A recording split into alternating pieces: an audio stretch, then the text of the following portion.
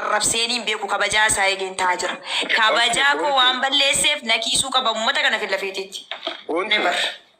Dubbadhaa. Dubbichi kee akkasii ilaalamus yoo barbaadde himattee jirtaa. Naafa ilaalamu laa rakkoo qabu jedhata waan ta'eef. Nama dhageeffatu waan namni jedhu waan saatii meeqasi jedhu dhageeffatu. Rafiitii saatii kana hunda taa'araa. Namatti waan hin himattu namni si dhageeffatee miidhama yoo qabaatte dhugaa isinitti himattu raankiina fakkaachuu jira. Maaliif? Laan raankiidhaa mucattee na barbaadee na beekwallaa yaaqii dubbatti beektaa intala kana siifanitti na barbaadee na beekwallaa dhufti. Firaankii miti ilaame maqaa koo na baasee na baddaleera waan ta'eef na kiisuu qaba bas kanuma bakka wanti biraa jira. Maaliif? Dubbadhaa waan kana.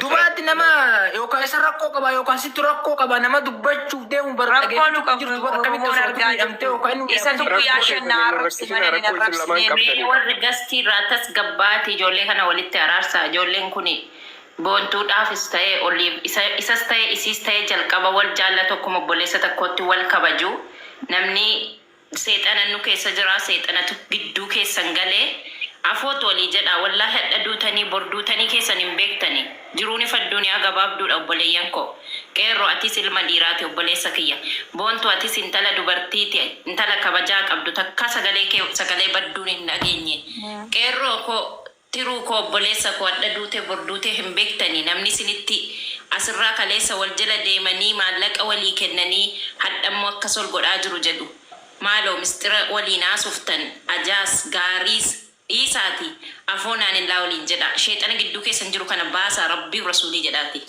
wal kiisa mee uummata 1,100 kana keessa yoo 600 sinitti rifatee 600 kumni tokko immoo siniif gammadaa jira amaanaa kiraaf duuniyaa afoota waliif jedha boontuu koo akkasuma qeerroo koo rabbii rasuulii sodaadha sharii Allah rabbiin sin qabe afoonaan illaa isiin obboleettii kooti nakiisuu qaba jedhama dura. Ani narrabsine ni nammu banatti anammu banatti waan jenna. Tufadde yee mujattii galte mujattii si kana. Tufadde wallahi ready si tufadde ila na dubbata kalmoos naamatti qeerroo ready. Ready ana kan miidhame ana kan arrafame ana kan ittiki yoo kanaafuu nakiisuu qaba qeerroon. Yoo kana taane maaltu si sodaachise maa ani intala durbaatu inni nama bultii qabu nama ganaa bultii ijaarrachuu. Bakka kalas nakiisuu qaba jedhama duratti kanarraa kanaaf rakkoo hin jiru lafitti rabbiitti tokkooti kansaa addaa kaasee maqaa isaan dha'u afooti waliin jennu ani nan deema ani isa deemu. Kiisi afoo ila mana boonuu fi mana isaanii. Maal akkasii kiisu barbaadde boontuu koo rakkoon qabu. Leenca jedhe leenca shanin jedhe Oromoon yoo barbaade gada butu mucaan leenca narraan kusatu maanni yoo barbaade boriyyuu dhufee naannoo danda'a geeru hadda xalaatata keessa jijjira beekta xalaata koo biratti xalaata koo qalbii jaraa gubuu qaba. Akkuma qalbiin koo na cabdee jirtu. Innis xalaata qaba. Sigalee duraanuu kennaafii jirta. Sigalee waan siisi qabatte kana leenca shan hin jennu. Leenca tokko kenniifiiti. Ati obboleettii kooti. Dubartiin obboleettiiti. Ya dubartiin haadha kiyya. Dubartiin adaadaati. Ya jaartiin haataati jedhiiti. Waan siin jette kana leenci tokko homaa miti. Yoo ati dadhabde nuti sirraa 10,000 siif kennina. Nutti hin danda'u jedhiiti. Siifan. Wayye. Jarana nuti warri as keessa jirru kun ijoolleellee miti daa'imaallee miti. Gaafa dubbannullee akkuma nama guddaatitti dubbanna. Kallattii gamaa gamanaatiin hojjette. Fakkeenya namni tokko akkuma namatti fakkaatteen akkas godhi jechuunillee namatti ulfaatti. Yaada obboleessa keenyaallee agarree jirra. Yaada obboleettii teenyaallee agarree jirra. Anaaf isiin obboleettiidha. Inni illee naaf obboleessa. Isiin miidiyaa gubbatti beeka. Isallee miidiyaa gubbatti beeka. Amma isiin asirra baatee kanama ijoollee baaleetii jettee dubbattee malee wallaahi mucaa kanaan baalee hin seene. Fedhu baalee haa ta'u fedhu horsii haa ta'u fedhu walloo gajimmaa haa ta'u. Nuti ka dubbannu dhugaa irra dhaabbannee dubbanna. Dhugaaf dubbanna. Jarana dubbii ijoollee tanaa keessatti yoo laalle dubbiin jara kanaa jibbaa osoo hin taane ammallee jaalala of keessaa qabdi. Jecha boontuu keessatti namni kun mataa onna qabe mee na dhageeffadhu siifo boontuu na dhageeffadhu daqiiqama takka jecha namni yoo tanaa keessatti namni kun mataa onna qabe na xiqqeessa hin jenne na salphisa hin jenne quba qabaadha mataa onna qabe kaleessa naa kennaa jira hadhanillee hammeenya qaba gartee inaaftuu qaba innillee inaaftuu qaba leenca naa haa kennu asirratti jechuun isaanii waan hammeenya walirraa qabanii miti ammallee waan hammeenya hojjaan fagaatanii dhaati miti jidduun isaan jidduu jiru wanti isaan jidduu jiraatu yoo ka jiraatu taateeti walumatti buutee gamana namni waa jedhuuni malee ijoolleen tun jibbaa garaan qabu innillee jibbaa isii garaan qabu isiillee jibbaa garaan qabdu leenca yoo taate leencaadhaa miti namummatu caala obboleetti teenya boontu dhageeffadhu namni kun kaleessallee sii godhee jira sii kenne akka sii kenne hin kaanne atilleen kakalee sii kenne harkuma kalee sii kennu sani ammallee harkuma dhaa kana harkuma kalee saniin sii kenna ammallee yoo nageenya akka duraanii san jiraate san waluu dabarsee sii kennuu danda'a mee dhageeffadha namni takalee darbite hin beekne ta dhuftu hin beeku jedhani na dhageeffadhu boontu matarraa sini ani obboleessa keeti innillee obboleessa kooti akka nam tokkootitti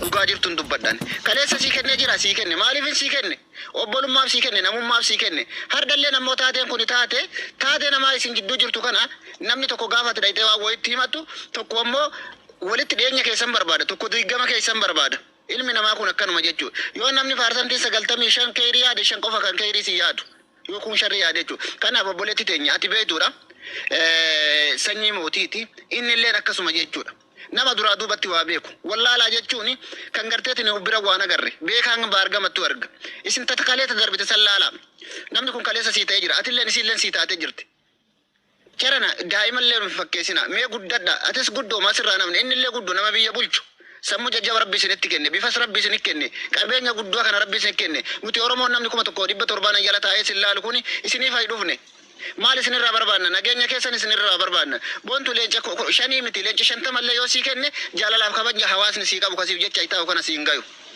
nuti mana keessanii salphinaan nun baasina maarree yoo inni sitti balleessi yoo sitti balleessite inni obboleessa keeti maashaallah bakka dhaqxetti mee na dhageeffadhu boontu garuu ammas taanaan ilan yaada koo naa boontu tiyya na dhageeffadhu mucaan qalbii koo cabsee jira wallaahi waan kiisuu qaba ummata duratti kanaan ala in araaramu hin jenne kiifamuu qaba kanarratti illee naa dubbadha dhiisu kiifamu na dhageeffadhu ofii isaatiin fedhii isaatiin naa boontu tiyya na dhageeffadhu ila na dhageeffadhu boontu tiyya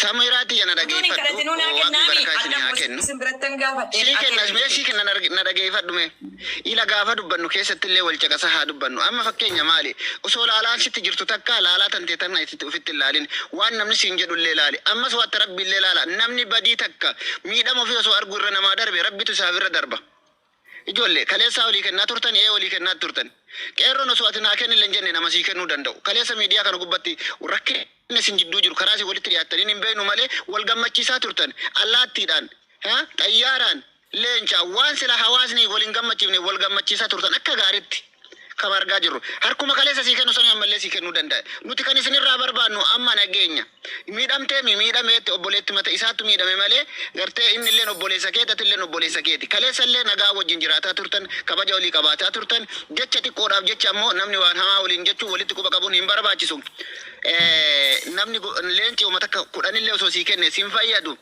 rabbii jedhi atilleen obboleetti tiyya yoo aartilleen yoo ilmi namaa si miidhe yoo rabbi si miidhe waan akka si miidhuu hin danda'u dhiisii irra darbi obboleessa keenya qeerroodhaan illeen ati ilma dhiiraati hayyuudha beekaadha yoo siinu si miidhe tun haadha mana keetiiti obboleettii teeti haadha keeti dubartiin kana sadan keessaa kophaan baatu dhiira deessi yoo gartee miidhamtee jiraattellee miidhama keessa rabbii jecha dhiisiiti abuu afoonaa lillahi jedhi yoo qabeenya guddaa biraa qabaattee jiraatte rabbitu bakka sii buusa yoo sillee miitee jiraatte miidhama kee rabbitu irraa kaffala isiillee gamanaa jechuu yoo miidhamtanii jiraattani miidhama keessan kan namni isin argu irra rabbi isin argutu caala mee dhiisaa ija ummataa kanaaf olleen dhaabbatinaati isin eebbisnee rabbi barakaa isin haa kennu rabbi ol isin haa fuudhu eebbifnee isinirraa baana rabbiif jecha dhiifama waliif godha nuti ka jidduu keessan jirruuf isinirraa waa argachuufi miti yookaan durgoon nu kafalamee ta'an jiru dalagaa keenya dhaabne isin walitti haa deebitaniif nageenyi kaleessaa sun haa buudhuuf isin kadhataa jirra rabbiif jecha dhiifama waliif godha rabbiin dhiifama ofii isin haa godhu boontu ani dhugaa rabbiin osoo keessaa qabaadhe isan gaafatu natu sii kenna leenca 5 miti 50 sii kennuu danda'a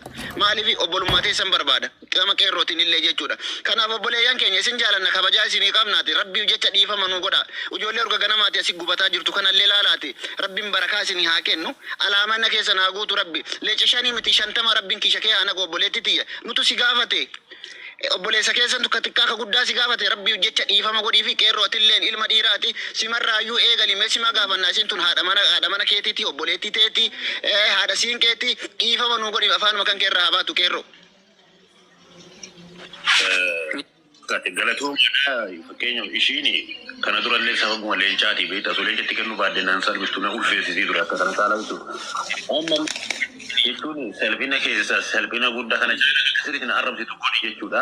Kanaafuu ishii walumaa gala faayidaaf itti malee kan jirtu. Ani immoo dhugaadhaaf ta'aa jira. Kanaafuu dhugaa fi faayidaa waliin argatu waan ta'eef yeroo gaarii qabaadha akka galgalaatii ta'aa jirra. Isinitti haa tolu ulfaadhaa galatooma.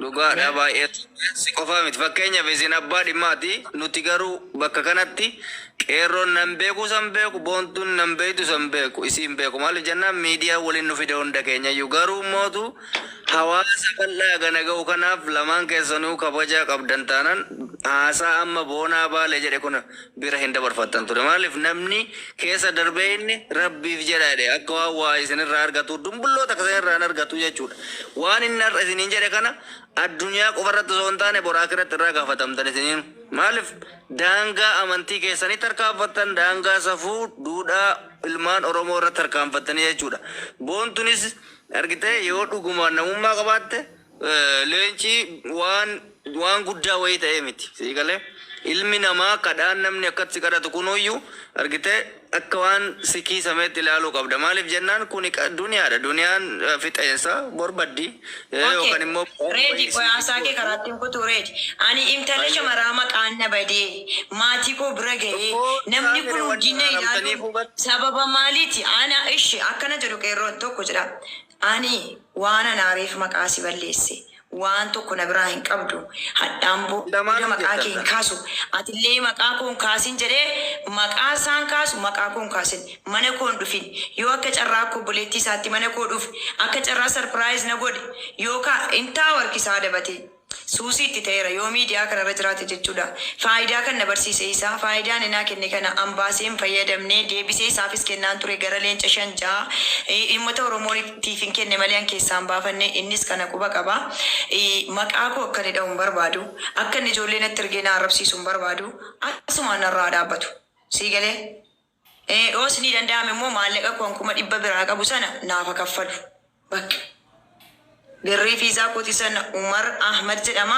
Birrii fiizaa kooti sana hambise birrii kiyya sana ila leencan barbaaduan maallaqa koon halaala itti kennadhe fiizaa sana dhiisii qeerroo wallahi den gadda deebi'uu hin danda'a itti dubbatteetta naa deebisisi afootu lillaasii jedhaan kunoo bakka yeroo takka dubbadhu nama hunduu kaasa'uuf sababa ijoollee kana nan dadhabe wallahi qeerroo afaan na gogeera tasaatiin eeraan asirra taa'e. Amma waan goonoo boontu siifan fittee jirti. Caqasime siifan fittee jirti dubbii akkanumaan irra deebitan malee rabbi jedha rasuulaa jedha alayhi salaatu wassalaam dhiisaa isiniin jette isin lachuu dhiisutti hin jirtani yookaan osoo jawaar yookaan osoo raayyaan dhufe amma namaa jettaniin dhiista. Ka rabbiin isin qabanii isin dhiisuu diddan kana osoo namni guddaa wayii dhufe dhiisuu dandeettanii qeerroo boontu namni rabbii si kadhate ati immoo bu'aaf waan wayiitiif jettee nama diduun qabdu ka rabbii si qabanii miti isin lachuu waan isin gochuu qabdan. Birrii koo bira jiru naafa deebisu birrii koo 100 biraa qabu naafa deebisu. Namicha sana bilookii na godhe miisejjariidhaan an fiizaa biyya sanaa dhaquun barbaadu miisejiin fiizaa kootiin numne hafuu danda'a naaf hambisee birrii kiyya qeerroo naan. Dhageeffadhu. Viizaan kan kee walumaa gala hin jira feebraa keessa dhuftee sirriitti kan akka tamta yeroo gaarii infeduu siin jedhee baratuun hojjetamin hin deebi'aa hin numne miisejiin naa ergi miisejiin iimeelii koo eenyu koo irratti hin numne hin nu fedhu an hin fedhu maallaqa koo naa deebi an karaa Itoophiyaan galaa jira hojiinas hin jiru birrii kiyya 100 sana naa deebisi. Namicha Umar Ahmad jedhamu Faransaay jiru harkaanaa kun. San caala yuuti dabalee dalagamaa jira walumaa gala dhuftee funyaan qaba. Rakkoon qabu naa deebisi qeerroo yoo rabbii sodaatte yoo ilmoo qabaatte yoo ilmoo dubartii akka kooti qabaatte maallaqa kuusan namichi miisejjarii na bilooke naa ergi maallaqa 100 akkaawuntii kee Itoophiyaa irra si galte naa galti. Ishi qoota 100 deemi kasanii olii yoo maal jettaarre ka miliyoona 4 kan maal jetta. Maa miliyoona 4 gaafin gaawatanii dhageeffadha waan gootan amma karaa isin baasisanii hima. nuti ummanni as keessa jiruu fi namni guddallee namni yaada qabu hatta dubartillee seente isin lamaanuu isin dadhabdee carraa isin qabda isin lamaanuu mada baradhaa warra gaxaanu isin waraabbanne YouTube irratti gad isin dhiifna akka feetanitti wal qaxaqata kana booda jaarsummaa maal silaa wanni boonan dubbate kun wallaahi wabillahi yoo nama olirraa ajjeeftanuu iyyuu isin araarsa ture garuu isin lamaanuu wal dhagahaa hin jirtan gonkumaa ani gara kiyyaana naraggachuun dhiisu amma yoo na footoo dheesii ba'enni boru tiimii isaa nagargachiisu ofii nan arrabsu ofii nan arrabsiisa. Nutenne isinitti boharra isin naataatan isin lamaanuu warra gaxaa kalaas akka namummaatti isin kadhanneemi isin lamaanuu isin baasu barbaaddan maatii keessan fida barbaaddan ishi reedi koy reedi kabajaadha miti reedi ishi maallaqa koo sana naan dubbattu ishi maallaqa koo ishi birrii koo reedi koy naarini reedi koy maallaqa koo ishi maallaqa koo biraa qaboo jiru.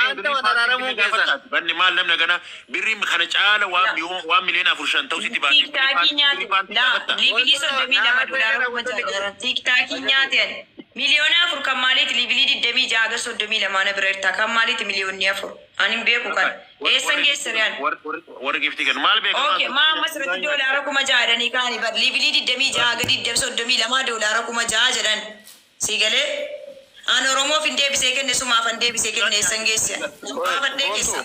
Miliyoona irraa buutu. Akkam Abeet. maal jechuun kabajuma dhabdanii dhugaa dubbachuudhaaf ganama jalqabdanii qursii nyaadhee bakka hojii dhaqee misaa nyaadhee amma maksasii nyaachuuf utuu dubbiin keessan jiru jechuudha dhugaa dubbachuudhaaf. Ati ijoollee Jimmaa miti ijoolleen Jimmaa akkas miti maal taate suutee dhiyaasee tokkoffaa. Bar guyyaa shan na raggatee bar guyyaa shan muluu qullaa kiyya bakkee na baasee rifeensa kiyya na arrabse. Maal ijoolleen ani intalaa adaba qabdu. Intalaa adaba qabdu yoo taate jalqabumayyuu jechuudha.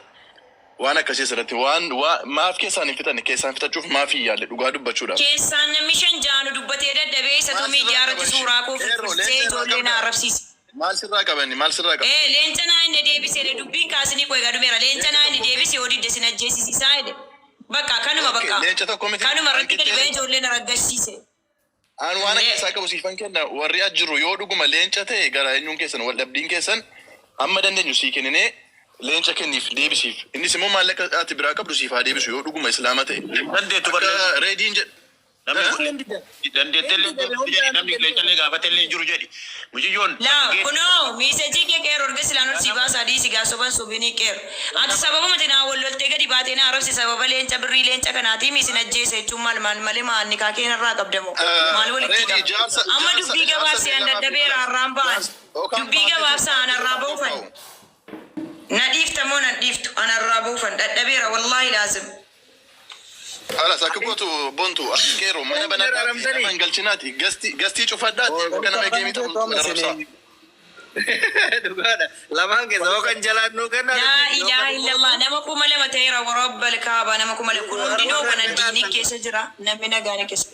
Amma waan jettan jedhaa wallaahi dadhabeera reedii galatoomaa waan jettan jedhaa gadi ba'ufanii. Namummaa jennee jira waan jennu akka namummaatti isin kadhannee waan diddaniif.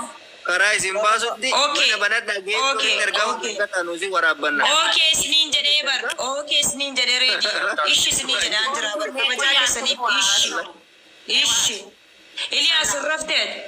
Inni gaa'ee sarrafa. Mee Iliyaas qoy. Hayyee dubbadhaa dadhabeeraan irraan baa rabbiidhaa mataana dhukkubaa. Ani waan boonaan dubbate ol dubbachuu hin danda'an. Jechi boonaan dubbate. Hayyee ishii inni dhiifama naa gaafatu irraan ba'an dhiifama naa gaafatu irraan. Bahee jira barinni warra gataa. Bontu bilbila kee naa ergi. Bilbila qeerroolee naa ergi. Waan irraa qabu bilbila kee qaba kan qeerroo naa ergi dhaggeeffadha. Wanti ninarraa qabu leencuma miidiyaa irratti naanne malee waa tokko narraan qabu leencuma miidiyaa irratti naanne bas kanuma deebisi yoon deebifne sin ajjeesaa waa tokko walitti hin qabnu mucaan MB7 jedhamu kun immoo ati ijoollee Jimmaatii mi'atis an kabajaa ijoollee Jimmaan balleessinee waggaa meeqa guutuu ji'a meeqa jechuudha isatu miidiyaa irratti na arrabsaara torbee guutuu jechuudha an amma wanaasa yoonni si arrabsate baatee arrabsuu qabdaa qoy ama si saalaan na bireeraa jedheen naani kottuu qaama koo saalaa baasii dheena dhufan borgaroonni waan hin taane sobee soban irra kaawaati maalitti beellaa to'atu qoy waan inni godhu moobaayilii amma dhiisee reedi kunoo kabajaa keessanii jedhee an dhiiseeraaf inni naa dhiisu bas. Dhiifaniif maamman dhaggeeffadha. Ani galgala irraas jira amma osoo hin ta'in galgala irraa teennee ture jaarsummaa waan namni dubbatu ol waan abbaan gadaa waan haati siin ka dubbattu hundi dubbatamee jira.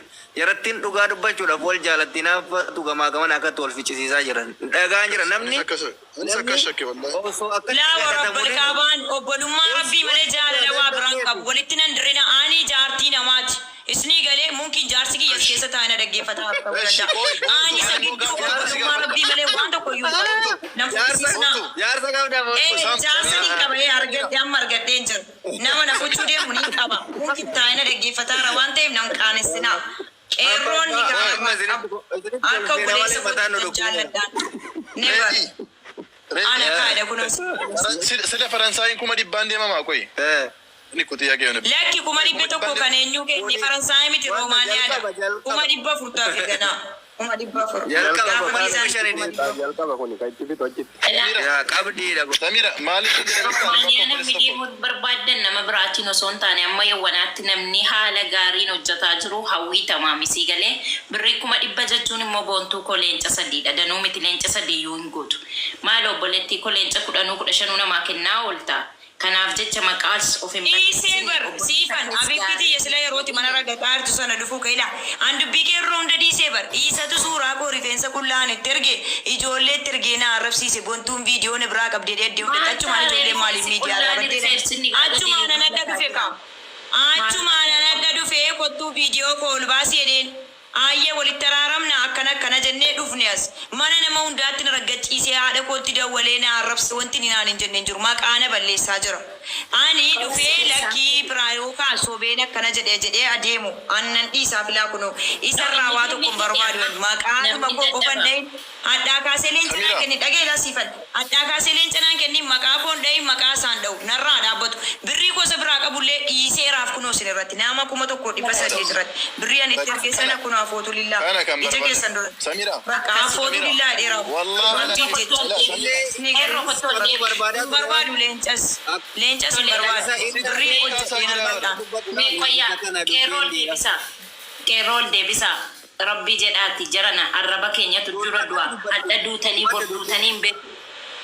Gurbaaleen gadda liivii irratti du'a ergitan mitiitu akkana geema taphatu jechuudha. Jarana onneen keenya daqiiqaa fi sekoondiitti dhaabbachuu dandeessi.